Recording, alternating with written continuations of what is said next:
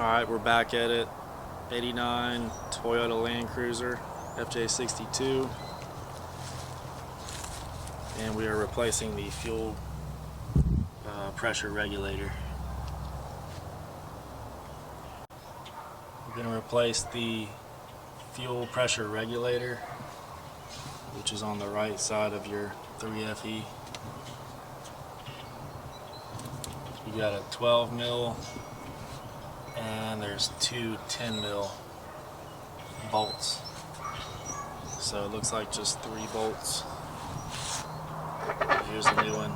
You got the 12 mil and then the 2 10s and then a hose, which I already replaced actually.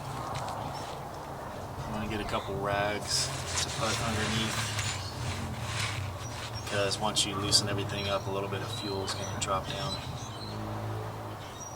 The 12 mil that comes off the end, it has a washer on each side. One in the front and one in the back of this piece here. The 10 mil on this side I was able to access with the ratchet, but this side is too tight, so I moved this, the smog line out of the way. It was connected here, just slid it aside so I could get my 10 mil wrench in here, and that did the trick. So let's take this thing off. It's removed. Real easy. It's the difference in the old and the new. This thing looks really old. I don't know if that's the original or what. I don't recognize that part. Mine I think is standard motor products. There are a few different ones you can get, but again, you have the 2 washers here. You want to keep those. Your 2 10 mil bolts. As simple as that. And they have an O-ring on the bottom.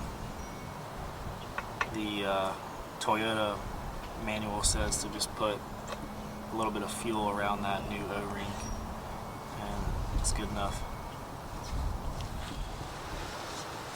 There you have it. Everything's snug down. Don't need to make anything tight, you know.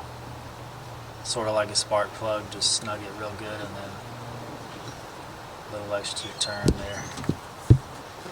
Trying to get my idle down. I've had a high idling issue, so I'm tackling this simple task here first, and then I'm going to get into the throttle body and replace some parts up here. So that'll be in my next videos.